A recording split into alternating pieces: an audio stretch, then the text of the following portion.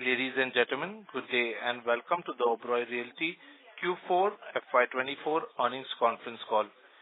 We have Mr. Oberoi, the Chairman and Managing Director of the company, and Mr. Saumil Daru, Director of Finance of the company, with us for the call. Please note that this call will be for 30 minutes, and for the duration of this conference call, all participant lines will be in the listen-only mode, and this conference call is being recorded. The transcript for the same may be put up on the website of the company. After the management discussion, there will be an opportunity for you to ask questions. Should anyone need assistance during the conference call, you may signal the operator by pressing star then 0 on your touchtone phone. Before I hand the conference over to the management, I would like to remind you that certain statements made during the course of this call may not be based on historical information or facts, and may be forward-looking statements, including those relating to general business statements, plans, strategy of the company, the future financial condition, and growth prospect. The forward-looking statements are based on expectations and projections and may involve a number of risks and uncertainties and other factors that could cause actual results, opportunities, and growth potential to differ materially from those suggested by such statements. I now hand the conference call over to Mr. Oberoi, the Chairman and Managing Director of the company. Thank you, and over to you, sir. Thank you. Good morning, good afternoon, good evening to all of you for the time zones from which you have logged in, and welcome to the conference call Q4 FY2024 results and business updates. Firstly, thank you all for taking time out for this call. Before I begin, I would like to share a few quick business updates. I am very happy to announce that we have recorded our highest ever quarterly and annual profits in the current fiscal year. We have launched Elysian Tower C at Oberoi Garden City in Q4, which garnered a strong demand from customers. We have also received occupation certificate for Commerce 3, where Morgan Stanley is a large tenant, and we have witnessed a very strong leasing interest from prospective tenants. Additionally, we have also entered into a deal to redevelop 7 buildings in Adarsh Nagar, Worli. This land has a potential to generate a free sale component of about 6.25 odd lakh square feet. With this, I open the floor for question and answers, and both Saumil and I will be very happy to take your questions. Thank you. Thank you very much. We will now begin the question and answer session. Anyone who wishes to ask a question may press star and 1 on the touchtone telephone. If you wish to remove yourself from the question queue, you may press star and 2. Participants are requested to use handsets while asking a question. Ladies and gentlemen, we will wait for a moment while the question queue assembles.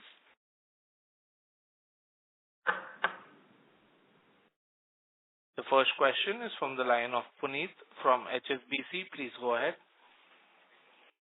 Thank you so much, and congratulations on good numbers. My first question is if you can give some more color on what's happening with the leasing for the Commerce 3 and also for the mall in Borivali. Also, in terms of timeline, what are we looking at from the rent to start for both these assets? Hi, Puneet. Good afternoon. Good afternoon. Commerce 3, to begin with, is a marquee building designed by Woods Bagot in New York. The building is now complete. We have occupation certificate, and our anchor tenants are Morgan Stanley. They've consistently been increasing space, and if things go well, they'll probably be occupying 50% of the building. The entire building is close to 2.4 million square feet of carpet area, and we are at LOI stage and active discussions, which should probably take our leasing to close to about 80-85%. We'll have really nothing much to lease, and if things go well, we would be done within the next 2 quarters. Okay, thank you. And what kind of rentals? You asked me about the mall also. Yes. The mall is also, I would say, near complete. We are doing deep cleaning at some places. We are doing last mile finishes at certain other places. The cinema tenant is already in the property doing their fit outs. We have also started signing term sheets. In fact, even there we've had tremendous success and a lot of progress. We would love to declare only once we register those agreements, which are also in the pipeline. And in all, we see very good traction. I think, it's a great location, and, the design has really come up very, very well. And I think it probably has the potential to be rated as one of the best malls in the country.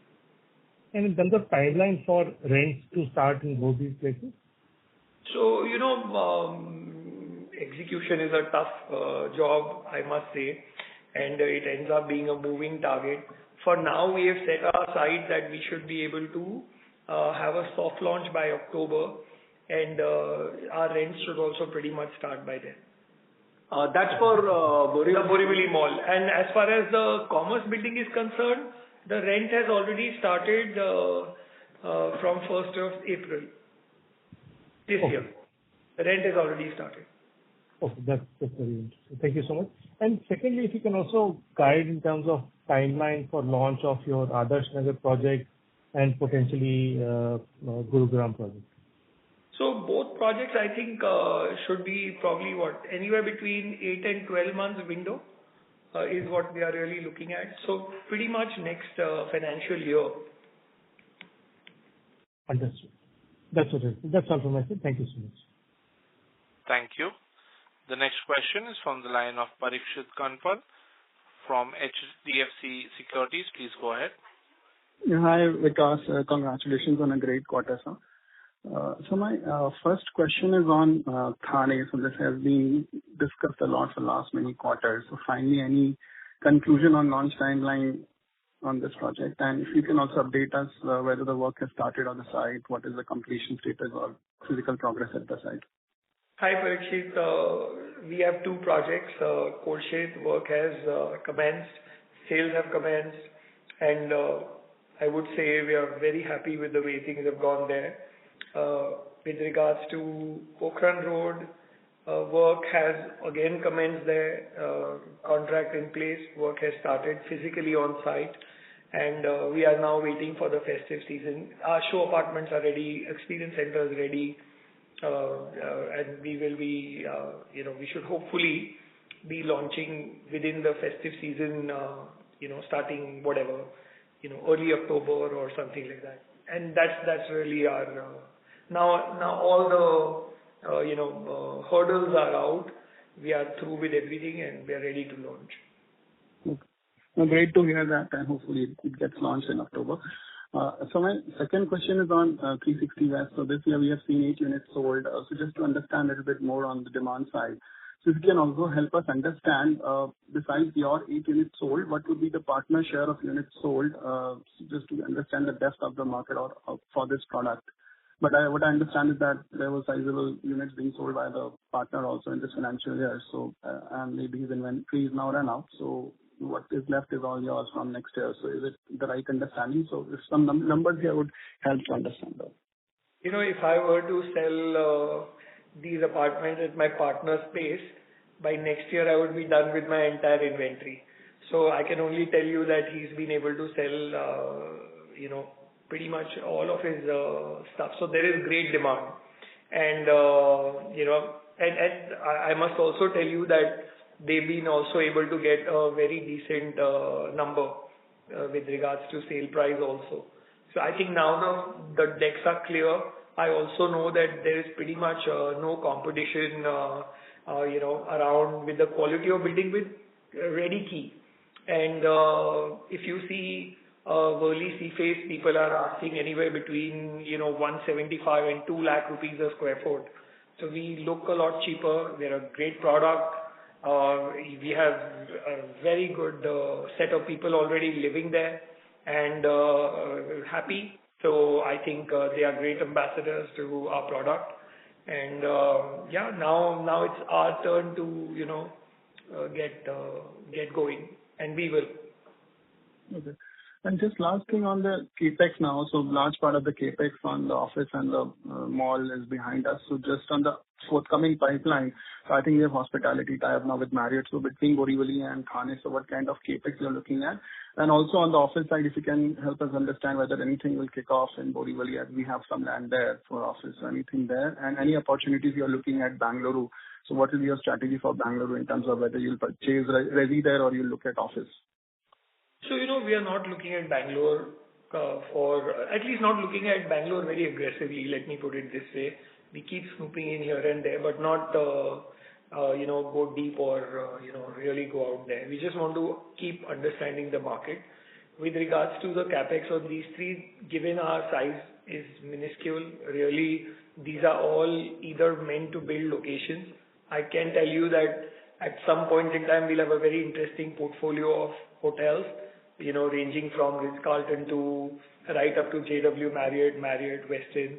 So yes, happy about it. But again, like I said, that they are all, being built or are being built or were being built to create locations. And that's what we really want to do. Our focus will be on ensuring we buy more land and, get a little more aggressive on execution and sales now. And CapEx, sir? Any CapEx over the next 2 years, 2-3 years on these assets? CapEx on what? I mean, we have so many verticals now. So hospitality and office. You can take that offline with Somil and team. Sure, sir. Thank you, sir. Okay, all the best. Thank you. The next question is from the line of Pritesh Sheth from Motilal Oswal. Please go ahead. Hi, Pritesh. Yeah, hi. Thanks for taking my question. First is on, margins for this quarter, which obviously look very strong. Seems like largely because of 360 West recognition and Elysian. So just want to understand, what kind of margins these two projects are now garnering for you, considering the pricing you have reached in Elysian and both and 360 West as well. At a company level, these are actually margins at the company level. They're not really individual margins. And we've always got those. And in fact, the residual or whatever is left with us are all higher floors. So you'll only see either the margin sustain or get better. So that's about it. And from an accounting perspective, Pritesh, if you would have seen, last year when we did the transaction also, the margin from that was eliminated because it was a related party transaction.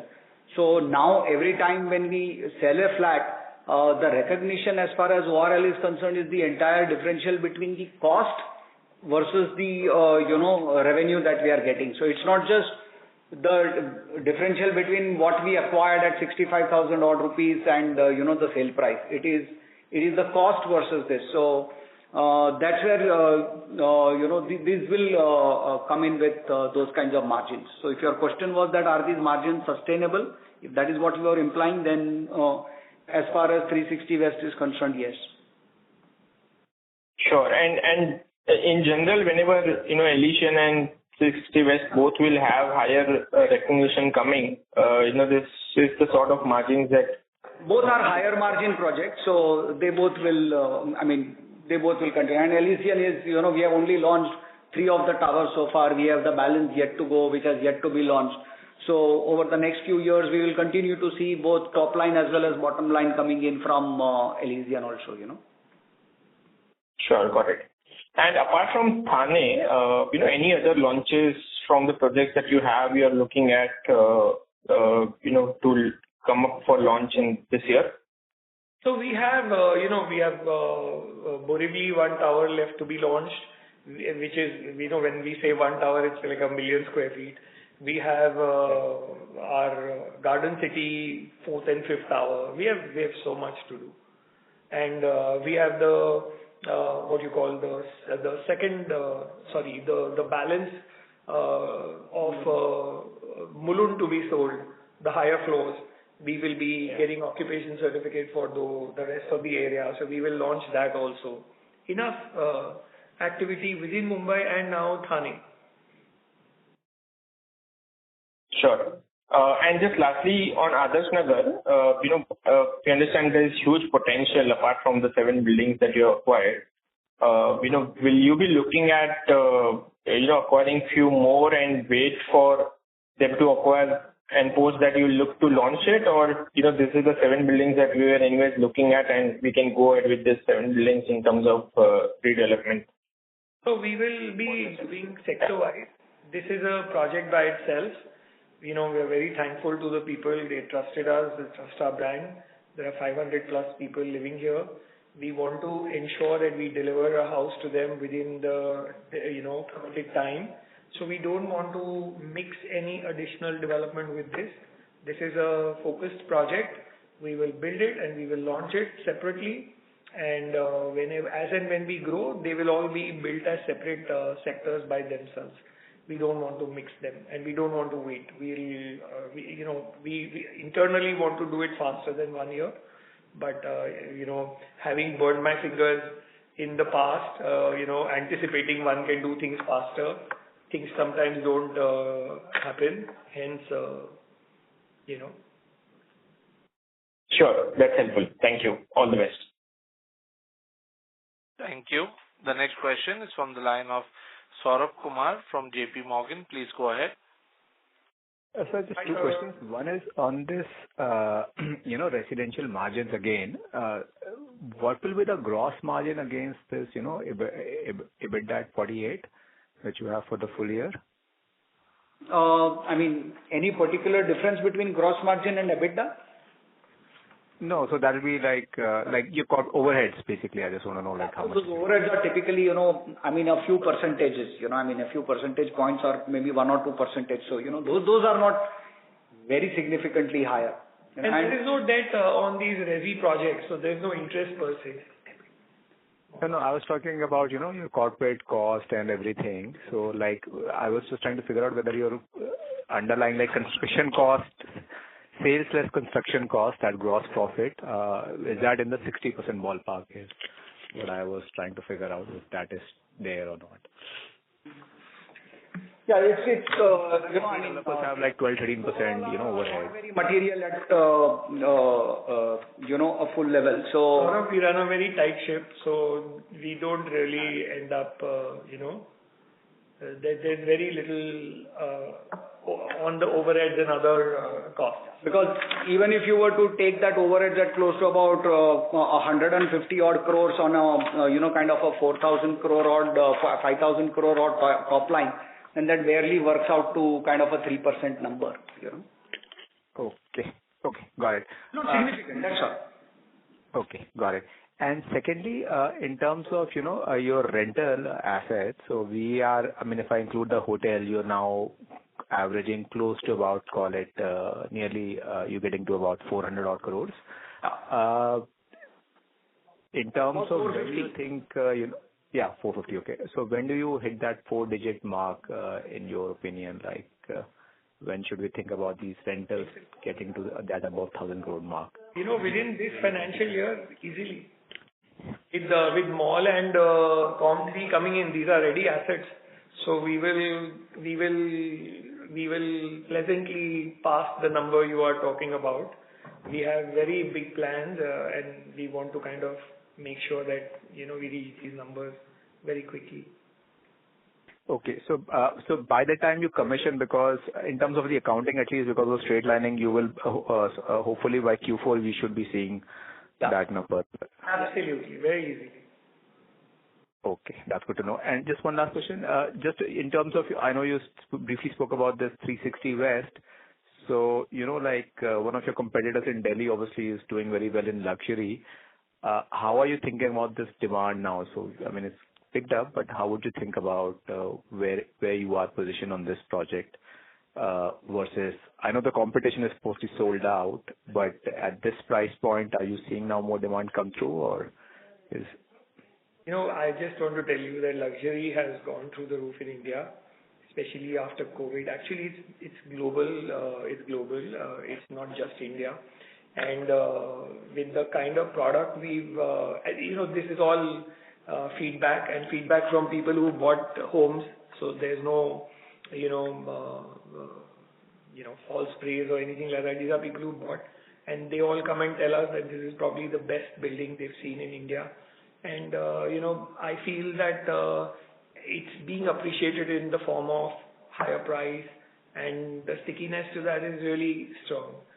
I just want to tell you that there's no competition sitting in Delhi. They are way too big, and he's the original champion.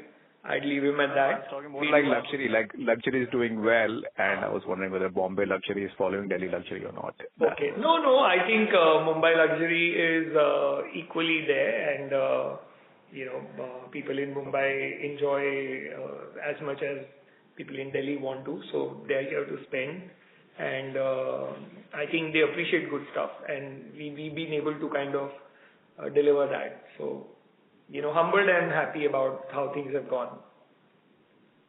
Okay, so you would expect that over the next 2-3 years, you get both pricing and sales upside.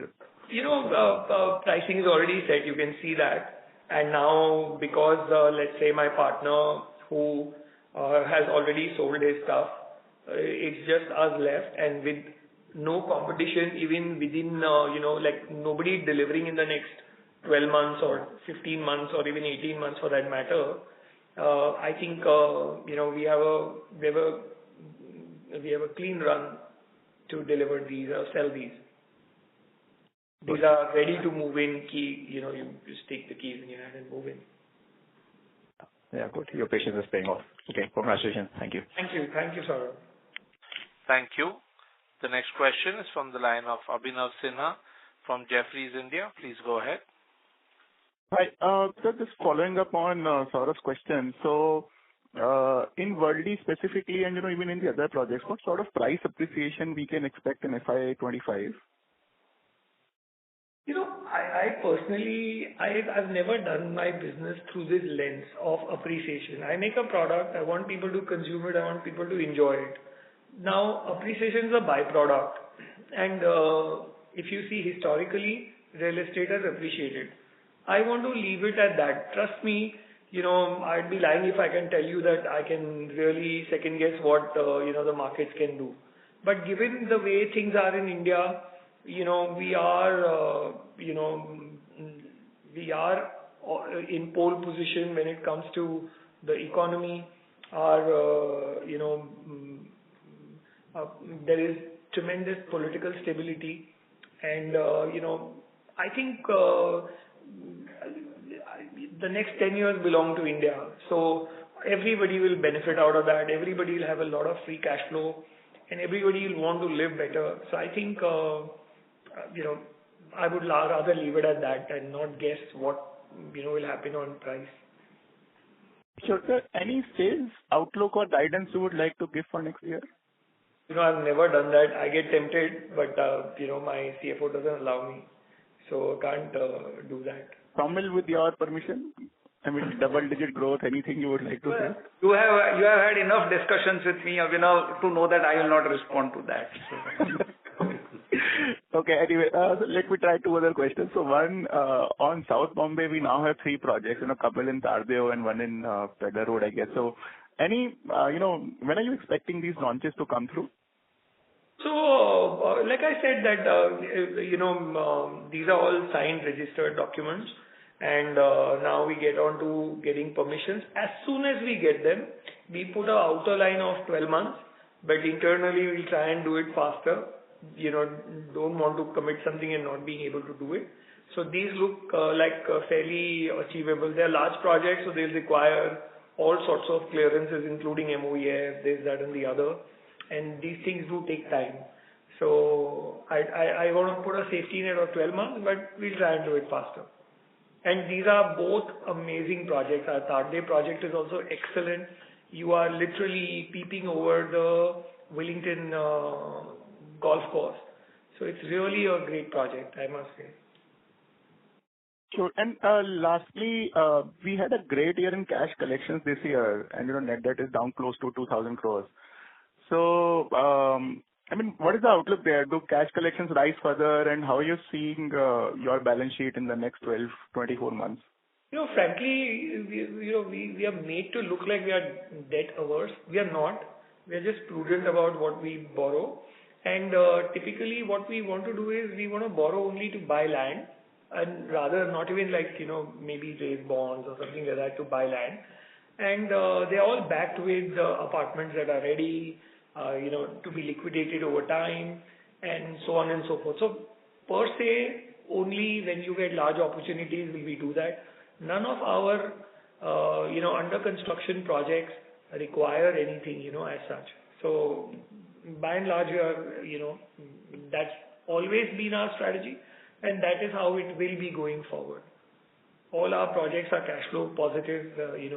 Most of them are having enough money to finish those projects because RERA requires you to hold those monies in, specific accounts. So they're all well capitalized in a way. Great, so thanks. Thank you. The next question is from the line of Atul Tiwari from Citigroup. Please go ahead. Yes, thanks a lot. Sir, just on this Adarsh Nagar project, so what will be the total construction area? I mean, you said the pre-sale area is 6.5 lakh square feet, but what is the total area to be constructed? I think about 11 lakh square feet, because we have to make apartments and give them. Yeah. Oh, okay. That's it. Thank you. Thank you. Thank you. The next question is from the line of Dhruvesh Sanghvi from Prospero Tree. Please go ahead. Yeah. Hi, everyone, and great. Thank you. Hi. Great set of numbers, and just a couple of questions. Once we are going to see such crazy cash flows now, we are like really waiting where you press the pedal on the business development front as well. So I just wanted to have your view and probably want to push you a little bit on that area as well.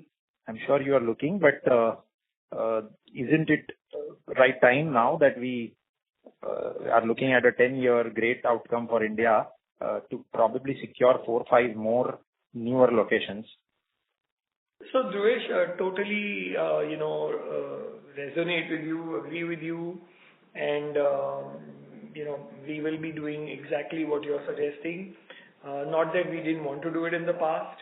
There were many challenges.